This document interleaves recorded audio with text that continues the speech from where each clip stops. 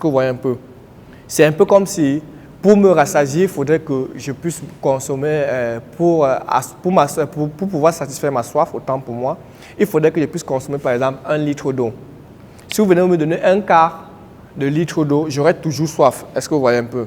C'est un peu la même chose lorsqu'on utilise donc les déjections animales. La quantité d'azote, de phosphore et de potassium là-bas est très faible. Raison pour laquelle on ne peut pas optimiser le rendement. Est-ce que vous voyez un peu? Optimiser le rendement, avoir le meilleur rendement parce que l'azote, le phosphore et le potassium qu'il contient est faible. C'est pour ça que certains l'utilisent juste pour la pépinière. Et c'est fondé. Est-ce que vous voyez? Maintenant, ce qu'on va faire, c'est quoi? C'est que, et l'autre chose, c'est que parfois les déjections animales, lorsqu'elles ne sont pas bien décomposées, elles apportent et attirent les termites au niveau du champ. Lorsqu'elle n'est pas bien décomposée. Est-ce que vous voyez un peu?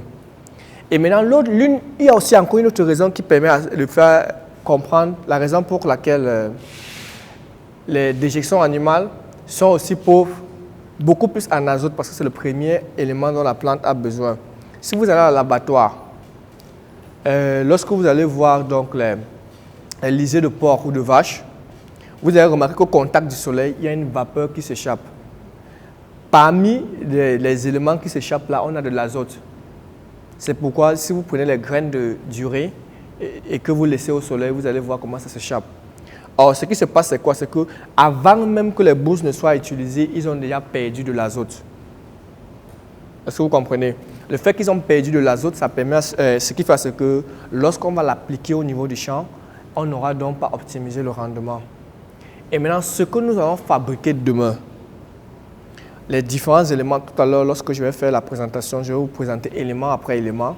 Ça aura pour rôle de quoi? De se baser sur les déjections animales et augmenter la quantité d'azote, de phosphore et de potassium. Est-ce qu'on se comprend? Et le temps de fabrication, on sera entre 10 et 14 jours. Est-ce que vous voyez? Et de 10 et 14 jours, on pourra donc avoir maintenant le même rendement et meilleur même que l'agriculture conventionnelle ou chimique. On se comprend. Et maintenant, l'autre chose, c'est que parfois, lorsque les déjections animales ne sont pas bien fermentées et décomposées, ils peuvent parfois brûler les jeunes plants. Lorsqu'on voit répliquer, certaines personnes peuvent avoir cela, la chaleur que ça crée à l'intérieur. Et pourtant, ce que l'on va fabriquer demain, on va vous montrer comment est-ce qu'on va donc fabriquer cela. Et avant même d'utiliser, ça aura déjà subi son processus de décomposition. Les 10 à 14 jours sur le temps de fermentation pour qu'on n'ait pas ce problème lorsqu'on soit au niveau du champ et qu'on a le meilleur rendement. Est-ce qu'on se comprend? Donc, ce qu'il faut faire, c'est que vous devez donc comprendre, c'est quoi? C'est qu'au niveau de la fertilisation, le compost reste le meilleur. Les déjections animales sont bien, mais ils ont des lacunes. Maintenant, ce qu'on va fabriquer dans demain, le biochar, va permettre à ce qu'on puisse compenser donc les faiblesses des uns et des autres et optimiser. Parce que je vous ai dit, nous sommes dans un monde où ça va tellement vite qu'il faudrait qu'on soit apte à pouvoir répondre aux besoins. Parce que très souvent, on pose souvent la question, est-ce que l'agriculture biologique peut nourrir le monde? N'est-ce pas? Et la question que je pose, est-ce que l'agriculture conventionnelle a vraiment nourri alors le monde, cette agriculture chimique-là?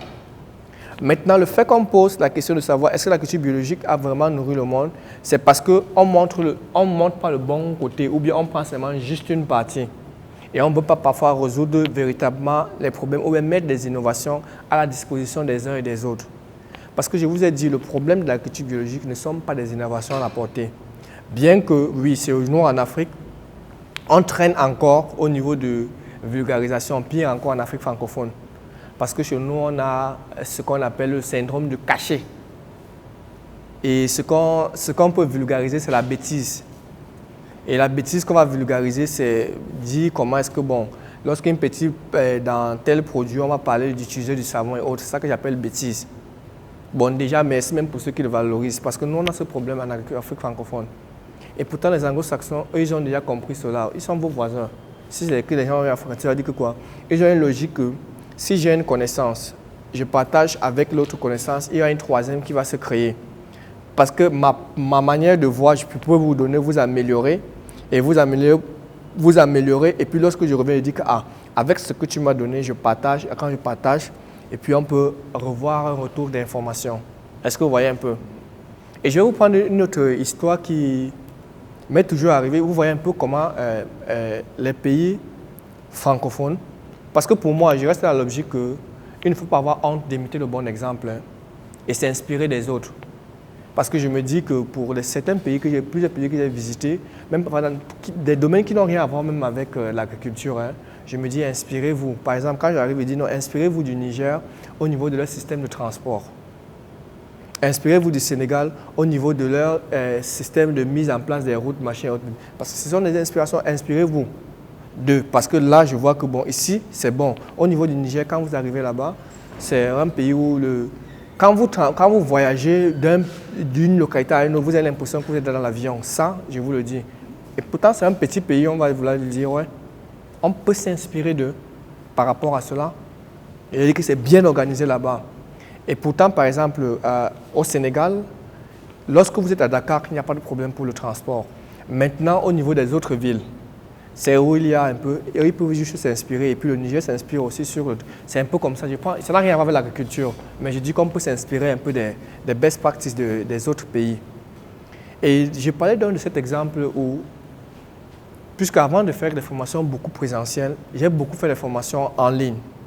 Mais je m'étais rendu compte d'une limite. Il y avait certaines réalités qui bloquaient. Dans certains pays, c'était soit une très mauvaise connexion qui n'était pas la bonne connexion chez nous, malgré tous les efforts qu'on faisait. Et dans d'autres pays, il y avait certaines de leurs réalités, même quand je voulais adapter avec les réalités de certains pays-là. Et parfois, il y avait aussi des problèmes de thèmes, de noms, communément utilisés. Ça créait un peu, raison pour laquelle j'ai dit, ok, d'accord, il faudra le faire.